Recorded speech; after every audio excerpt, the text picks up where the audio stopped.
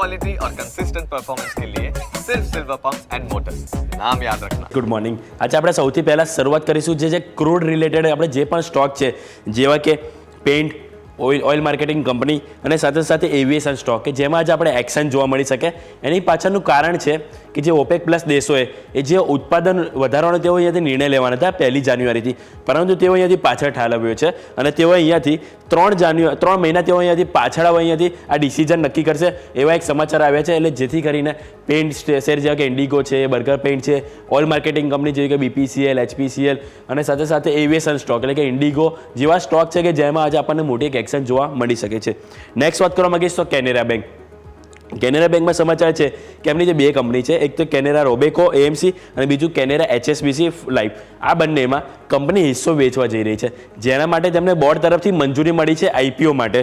એટલે કે અહીંયાથી કેનેરા રોબેકો AMCમાં 13% હિસ્સેદારી અહીંયાથી વેચી શકે છે અને કેનેરા HSBC લાઈફમાં પણ અહીંયાથી 14.5% હિસ્સેદારી અહીંયાથી IPO દ્વારા અહીંયાથી કંપની વેચી શકે છે। આ સમાચાર છે કેનેરા બેંકને લઈને, એટલે જેને આપણે રડા પર રાખીશું। નેક્સ્ટ વાત કરવા માંગીશ તો સ્પંદના સ્ફૂર્તિ।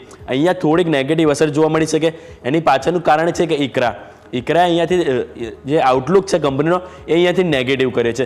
ઓલરેડી અગાઉ સ્ટેબલ હતો, જેને હવે અહીંયાથી તેઓ ચેન્જ કરીને નેગેટિવ કરવામાં આવ્યો છે।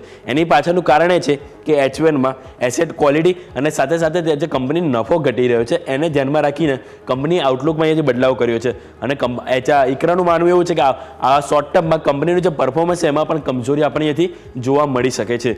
નેક્સ્ટ ગાર્ડન રીચ શિપ બિલ્ડર્સ, કે એમાં સમાચાર એવા છે કે ઓલરેડી કંપની આ જે સમાચાર છે ઓલરેડી ઇમ્પેક્ટ થઈ ચૂક્યા છે કારોબારમાં। એનું કારણ એ છે કંપનીને 4 મલ્ટીપર્પઝ વેસલ માટેના કન્સ્ટ્રક્શન અને ડિલિવર માટે કરાર કરેલા હતા। ઓલરેડી પહેલાં કંપનીને ઓર્ડર તો મળી જ ગયા હતા, કંપનીએ અનાઉન્સ પણ કર્યું હતું, જે બાદ 1 by 1 એ કરાર થઈ રહ્યા છે, જેને લઈને એ સમાચાર જોવા મળે છે। કુલ 7500 DW2 MPVના કન્સ્ટ્રક્શન અને ડિલિવરી અહીંયાથી કંપની કરતી જોવા મળશે। આ સમાચાર છે ગાર્ડન રીચ શિપ બિલ્ડર્સને લઈને। નેક્સ્ટ ઓલા ઇલેક્ટ્રિક, આપણે લાસ્ટ 1 વીકનો ડેટા લઈએ તો સારું એવું બઝિંગ આપણને જોવા મળ્યું છે, સારું રિટર્ન આપણને ઓલા ઇલેક્ટ્રિકમાં મળ્યું છે।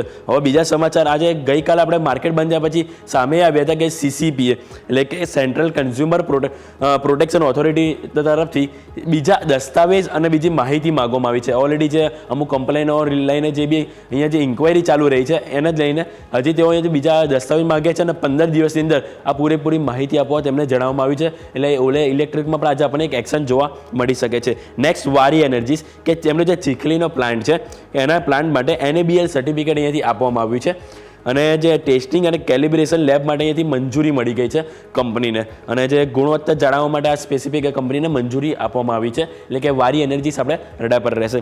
નેક્સ્ટ વાત કરવા માંગીશ તો આપણે મિષ્ટાન ફૂડ, અહીંયા જ આપણને મોટી નેગેટિવ એક્શન જોવા મળી શકે છે।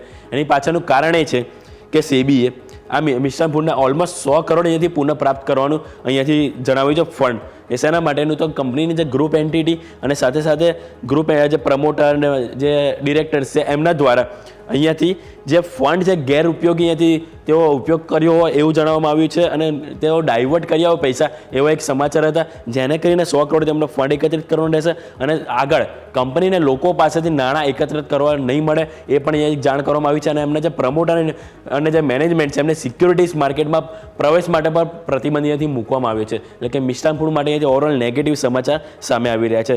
નેક્સ્ટ વાત કરવા માંગીશ લાસ્ટ સ્ટોકની તો રાઇટ્સ, કે કંપનીને IIM છે રાયપુરના, એને જે કેમ્પસના ફેઝ 2 એના ડેવલપમેન્ટ કન્સ્ટ્રક્શન અને સુપરવિઝન માટે અહીંયાથી કંપનીને ઓર્ડર મળ્યો છે પ્રોજેક્ટ, અને આ પ્રોજેક્ટની કુલ વેલ્યુ આપણને 148.25 કરોડ જોવા મળી રહી છે। એટલે ઓવરઓલ આ દરેક સ્ટોક છે કે જેને આપણે આજે રડા પર રાખીશું કે જેમાં આપણને મોટી એક એક્શન જોવા મળી શકે છે। અને સ્વાભાવિક છે કે આજે આપણે RBIની મિટિંગ છે રેટ કટને લઈને, કે જેમાં કોઈ પણ આપણને જે એક્સપેક્ટેશન છે એના વિરુદ્ધ આપણને કંઈ પણ થતું જોવા મળ્યું તો એમાં પણ આપણને મોટી ઉથલ પાથલ જોવા મળી શકે છે, જેથી કરીને આપણે બેન્કિંગ સ્ટોક પણ આજના દિવસે રડા પર રાખીશું। Over to yes.